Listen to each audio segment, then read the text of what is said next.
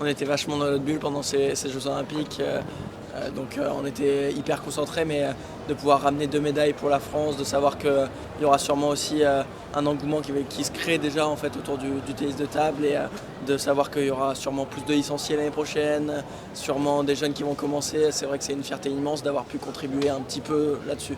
On voit que le ping se développe et que ça attire de plus en plus de monde et que de plus en plus de monde est curieux de voir ce sport et aime le voir. Donc pour nous c'est que du kiff et si on a pu aider un petit peu à ça, on en est fiers. À partir du moment où ils sont là, ça crée une équipe encore plus forte. Je me suis dit, t'es dans ton projet, tu vas aller chercher ce que tu peux. Et puis au final, il y a 1 an et demi, j'étais pas bien. Aujourd'hui, on est vice-champion du monde, médaille olympique. Et c'est une année 2024 complètement folle.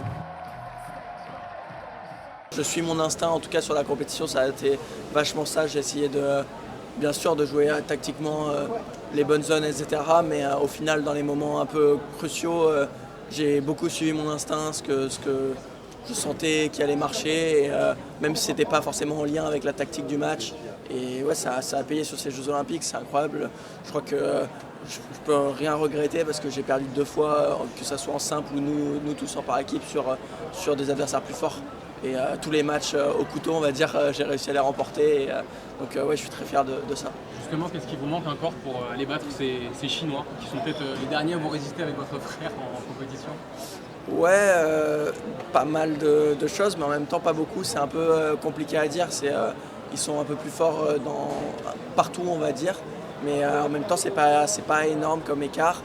Après, c'est l'écart le plus dur à aller chercher. Donc on va continuer à s'entraîner pour. Je pense que là, ils ont fait une compétition extraordinaire, que c'est les meilleurs joueurs du monde. Mais bien sûr, aujourd'hui, on est juste très heureux d'avoir la médaille de bronze. C'était l'objectif aussi en arrivant à ces Jeux, mais dans le futur, l'objectif sera encore plus haut.